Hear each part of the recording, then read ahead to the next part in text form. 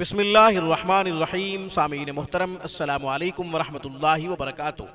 सामीन किराम, आज की वीडियो में हम जो कुरानी वजीफ़ा आपकी खिदमत में पेश करने की सादत हासिल कर रहे हैं, उसके दो फ़ायदे हैं।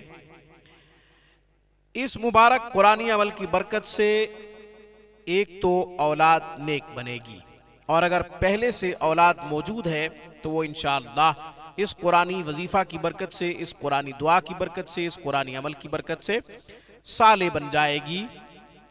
और अगर औलाद पहले से मौजूद नहीं है तो इंशाअल्लाह इस दुआ को पढ़ने से नेक औलाद पैदा होगी।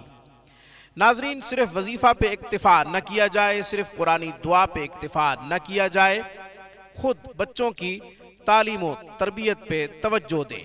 नाजरीन, औलाद को बिगाड़ने में, संवारने में माँ बाप का बड़ा हाथ होता है। चुनाचे हदीस शरीफ में आता है, हर बच्चा फितरत इस्लाम पे पैदा होता है। उसके माँ बाप उसको यहूदी बनाते हैं, आग परस्त बनाते हैं, ईसाई बनाते हैं। खुलासा यही है कि माँ बाप जिस तरह का माहौल देते हैं अपनी औलाद को, औलाद वैसी बन जाती है। बच्चों को जिस तरह का माहौल देंगे वो वैसे बन जाएंगे, और अगर उनको गलत माहौल मिला, गलत लोगों की सोबत में बैठने लगे, तो वो कभी भी आपकी बात नहीं मानेंगे, वो कभी भी आपकी फरमाबरदारी नहीं करेंगे, वो कभी भी ताबे फरमान नहीं बन सकते। और अगर उनकी तालीम और तरबियत का आपने ख्याल रखा, आपने उन पर खूब तवज्जो दी, उनको अच्छा माहौल दिया, नेक लोगों की सोहबत में वो बैठेंगे, तो जरूर आपकी बात मानेंगे, आपकी आंखों की ठंडक बनेंगे इंशाअल्लाह। तो नाजरीन, इससे पहले कि औलाद बिगड़ जाए, तवज्जो दें, उनकी तालीमों तरबियत पर खूब तवज्जो दें, देखभाल करें, अपनी औलाद की निगरानी करें। ये देखें कि वो क्या देख रहे हैं, क्या कर रही हैं, क्या सुन रही हैं, किन के साथ उनका उठना बैठना है। ये आपका काम है कि आपने ये देखभाल करनी है, ताकि कल को औलाद बगावत पे ना उतर आए, नाफरमानी पे ना उतर आए। नाजरीन, इसके साथ साथ आपने कुरानी दुआ भी पढ़नी है, ताकि अल्लाह जल्ल शानहू की मदद शामिल हाल हो। आप तो तालीम और तरबियत पे तवज्जो देंगे, देखभाल करेंगे, अच्छा माहौल फराहम करेंगे, मगर अल्लाह जल्ल शानहू की रहमत को मुतवज्जे करना भी बहुत ज़रूरी है, क्योंकि उसकी मदद के बगैर कुछ भी नामुमकिन नहीं। यहाँ तक कि उसकी मंशा और मर्जी के बगैर दरख्त का पत्ता भी अपनी जगह से नहीं हरकत कर सकता। इसलिए अल्लाह जल्ल शानहू की मदद ज़रूरी है।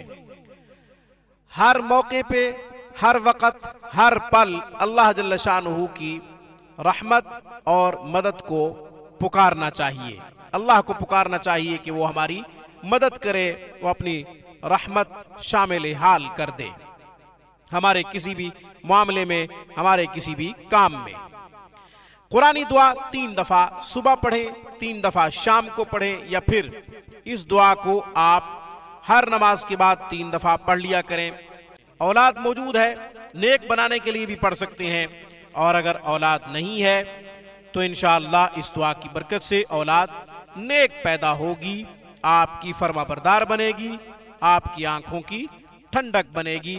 अब हम दुआ तिलावत की सूरत में सुना देते हैं, ताकि आप सही अल्फाज के साथ याद करके, सही हुरूफ के साथ याद करके आप इसको पढ़ा करें।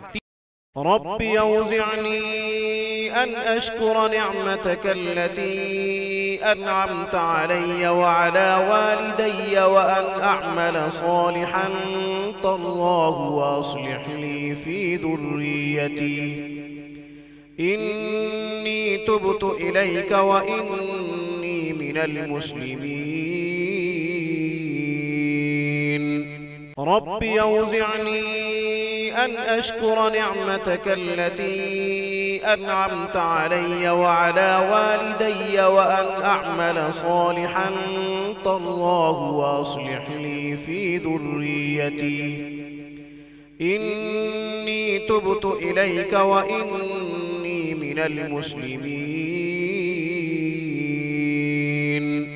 रब्बि औज़िअनी अन अश्कुर निअमतक अल्लती अनअमत अलैया व अला वालिदैया व अन अअमल सालिहन तर्ज़ाहु व अस्लिह ली फी ज़ुर्रियती इन्नी तुब्तु इलैका व इन्नी मिनल मुस्लिमीन।